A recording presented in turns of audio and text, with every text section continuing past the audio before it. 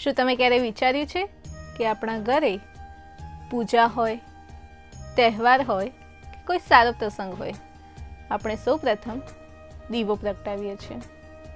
શું આ માત્ર આપણા વડવાઓએ આપેલી કોઈ પરંપરા છે કે તેની પાછળ છુપાયેલું છે કોઈ ગાઢ વિજ્ઞાન?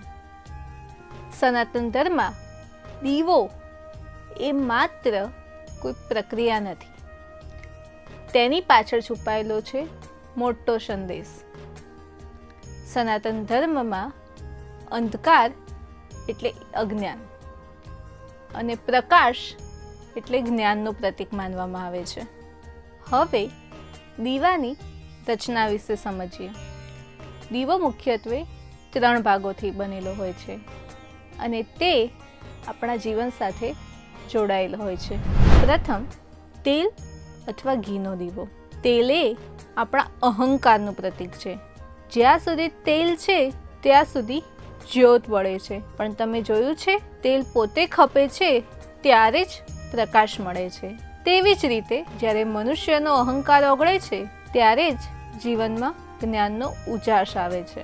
બીજું, વાટ. વાટ એ આપણા મનનું પ્રતીક છે. જો વાટ વાંકી ચૂકી કે ગંદી હશે તો જ્યોત કાળા ધુમાડાવાળી થશે. જો આપણું મન શુદ્ધ અને એકાગ્ર હશે તો જીવન પણ પ્રકાશમય બનશે. ત્રીજું, જ્યોત.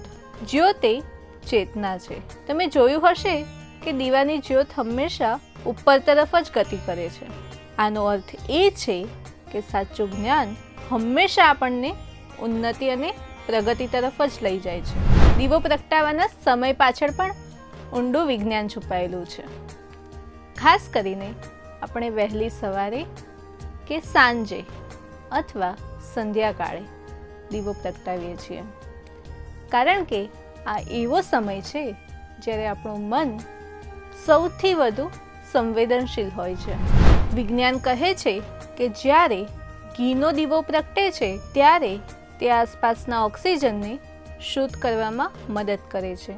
તેની જ્યોતમાંથી નીકળતી ઉર્જા આપણી આંખો અને મગજને શાંત કરે છે. એટલે જ દીવો પ્રગટાવતાની સાથે જ ઘરમાં સકારાત્મક ઉર્જા ફેલાય છે અને માનસિક એકાગ્રતા વધે છે. ટૂંકમાં કહીએ તો સનાતન ધર્મ is equal to science plus spirituality. દીવો એ ફક્ત મૂર્તિ આગળ મૂકવાની કોઈ વસ્તુ નથી. દીવો એ આપણા માટે ગુરુ જેવું કામ કરે છે. દીવો આપણને 4 વાતો શીખવે છે.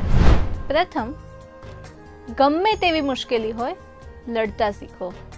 જે રીતે દીવો અંધકાર સામે લડે છે. બીજું, પરિસ્થિતિ ગમે તેવી હોય શાંત રહેતા શીખો. ત્રીજું, જ્ઞાન વહેંચો.